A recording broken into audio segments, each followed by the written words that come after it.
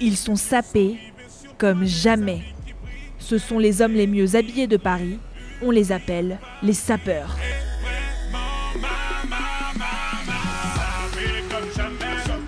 Vous n'en avez peut-être jamais entendu parler et pourtant vous les connaissez. Maître Gims avec son clip Sapé comme jamais ou même encore Stromae sont des icônes de ce mouvement.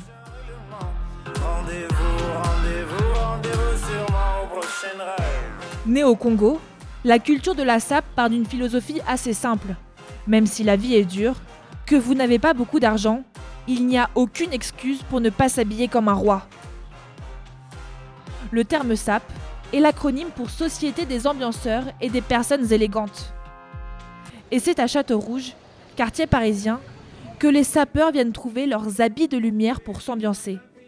Sapeur, tout le monde peut le devenir, mais il y a des règles. C'est un problème de goût. Si vous aimez les couleurs, on peut mettre un truc comme ça, regardez. Vous pouvez mettre une cravate avec un truc comme ça. Et une pochette là. Toujours. Toujours la pochette. Ah, toujours. C'est les accessoires indispensables. Chaussures vernies, couleurs chatoyantes et costumes sur mesure. Le look est travaillé des pieds jusqu'à la tête. La mode du sapeur est en pleine expansion et même les stars du PAF y ont pris goût. Antoine Decaune avait fait ça. Il est venu, mal habillé et tout, il avait fait exprès, bien sûr. Il a dit, bon, habillez-moi, c'est vous. Il a défilé, il est resté au moins 1 heure, 2 heures. Il a essayé tous les costumes.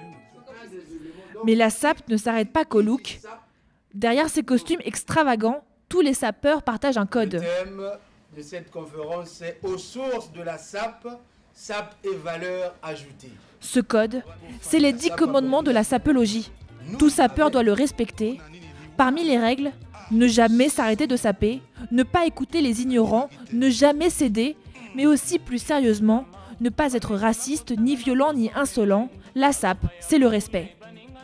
Quand on pratique la sapologie, on n'est pas un voyou, on n'est pas un bandit, on n'est pas un drogué, ni un alcoolique. Parce que le sapologue, c'est un éducateur de rue. Et là où il y a les armes, le sapologue viendra dire non, arrêtons les armes. Faisons la paix, arrêtons les armes. Portons plutôt la cravate, de ma cravate, je te donne la cravate, moi je prends ton arme, on jette. Et moi je te donne la cravate, soyons propres, car la propreté chasse la maladie. En 2015, la sape quitte sa terre d'origine, le Congo-Brazzaville, et crée l'engouement médiatique en France. La sape apparaît comme une nouvelle manière de concevoir le monde. Pour de nombreux sapeurs, elle est une nouvelle forme de revendication sociale.